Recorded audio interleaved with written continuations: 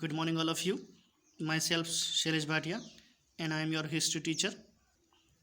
First of all, you all are welcome in the Maharana Pratap International Academy, Sagwada. As you know, whole world is suffering from the COVID-19, and we are unable to maintain the physical classes. That's why we are providing the online classes. Hopefully, you all are enjoyed and cooperate to us. As per the new syllabus and guideline of NCERT, our textbook themes is in world history. Our book's name is Themes is in World History. If we talk about the content of the books, there are four sections in our book. First section is early societies, then second section is empire, third section is changing traditions, and fourth section is towards modernization. Today we are going to discuss about our first section, early societies. Our first chapter is early societies from beginning of time, writing and city life. Beginning से लगाकर writing और writing से लगाकर city life means हम सीधा start से discuss करें early human से लगाकर हम जो प्रेजेंट लाइफ में हम जो जी रहे हैं उसके बीच की हमारी जो सोसाइटीज जो थी वो इस पूरे फर्स्ट चैप्टर में और इसके बारे में हम डिस्कस करेंगे. In this section we will read about two themes relating to early society. The first is about the beginnings of human existence from the remote past million of years ago.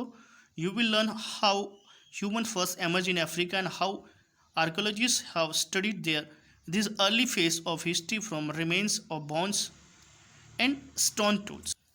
इसमें हम दो themes के बारे में पढ़ेंगे. सबसे पहले हम बिगिनर्स के बारे में बात करेंगे. मीन्स अर्ली ह्यूमन जो था उन्होंने स्टार्टिंग कैसे की, कैसे वो रिमोट एरियाज से निकले और किस तरह से मिलियन ऑफ ईयर्स अगो वो एग्जिस्ट करते थे, मीन्स रहते थे, और किस तरह से आर्कियोलॉजिस्ट जो थे उन्होंने इसके बारे में स्टडीज़ की. अफ्रीका जो था, अफ्रीकन कॉन्टिनेंट जो था, वहाँ पर सबसे पहले ह्यूमन जो थे वो एमर्ज हुए, एग्जिस्टेंस में थे.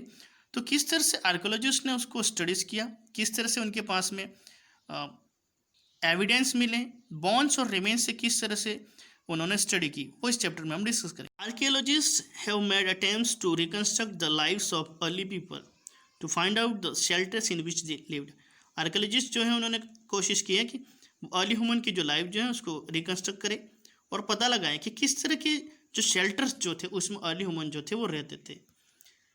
The food they ate by gathering plant produce and hunting animals. किस तरह का फूड वो खाते थे, किस तरह से वो एनिमल हंटिंग करते थे. जैसा कि आपने प्रीवियस क्लासेस में पढ़ा होगा, early human was nomads. Early human जो थे वो क्या थे, नोमाड्स थे. Nomads means what is nomads? A person who travel from one place to another place in search of food, shelter and clothes. मतलब खाने पीने की तलाश में ऐसे लोग जो एक जगह छोड़कर दूसरी जगह जाते रहते हैं उनको नोमाड्स कहा जाता है. तो अर्ली ह्यूमन जो थे वो भी नोमाड्स थे. वो उनके पास में कोई फिक्स सेटलमेंट नहीं था, फिक्स सेटल नहीं थे, वो खाने पीने की तलाश में एक जगह से दूसरी जगह जाते रहते थे. तो किस टाइप के फूड वो खाते थे, किस टाइप के शेल्टर्स में वो रहते थे, और किस तरह से एनिमल हस्बैंड जो एनिमल हंटिंग थे उसको करते थे. And the ways in which they express themself, और किस तरह से अपने जो एक्सप्रेशन जो थे उसको वो एक्सप्रेस करते थे. क्योंकि उस टाइम मे बी पॉसिबल इतनी सारी लैंग्वेजेस नहीं होंगी, तो वो किस तरह से अपने एक्सप्रेशन जो थे उसको एक्सप्रेस करते थे. Other important developments include the use of fire and language. किस तरह से फायर का यूज़ हुआ या किस तरह से फायर जो थी उसको इन्वेंट किया गया, लैंग्वेजेस कैसे बनी. And finally you will see whether the lives of people who live by hunting and the gathering today can help us understand the past. इन सारी चीज़ों से हम पास्ट को समझ सकते हैं. हिस्ट्री क्या है? History is the study of past. Past को पढ़ना ही हमारी हिस्ट्री है. The second theme deal with some of the earliest cities, those of Mesopotamia, present day in Iraq. ऐसी कई सारी एंशिएंट सिविलाइजेशन जो हैं जिसके बारे में आर्कियोलॉजिस्ट ने पता लगाया और उसको स्टडीज की. तो उसी में से कई सारी सिविलाइजेशन जो है, इसमें से एक मेसोपोटामिया जो प्रेजेंट डे इराक के अंदर है.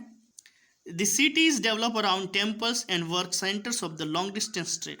Archaeological evidence remain of old settlement and evidence of written material are used to reconstruct the lives of different people who lived there.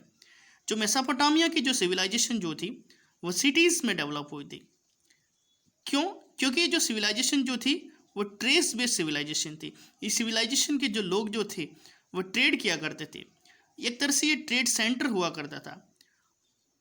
कई सारे ऐसे ओल्ड सेटलमेंट के जो रिमेन्स हैं या ऐसे कई सारे एविडेंस जो हैं जो रिटर्न फॉर्म में हैं आर्कियोलॉजिकल्स के हाथ लगे और उन ओल्ड एविडेंस से, उन रिटर्न मटेरियल से आर्कियोलॉजिकल जो हैं उन्होंने उस टाइम के जो लोग जो थे उनकी लाइफ को रिकंस्ट्रक्ट करने की कोशिश की है।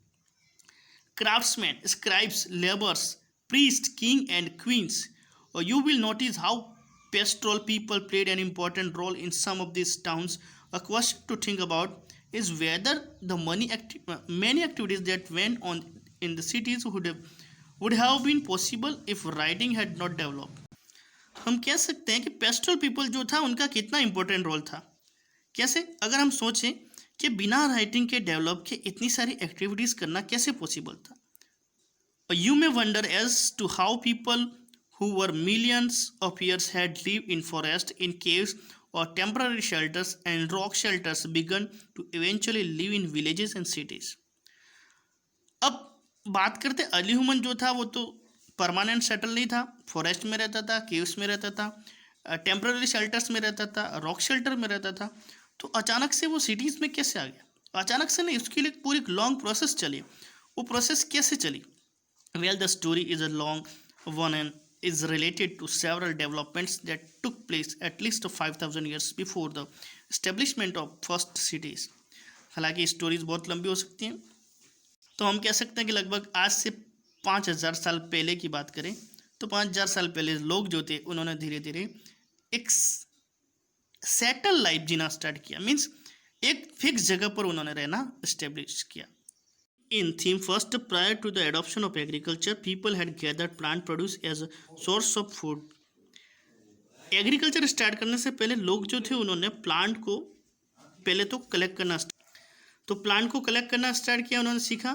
फिर धीरे धीरे उन्होंने डिफरेंट काइंड्स के जो प्लांट जो थे उसको ग्रो करना सीखा।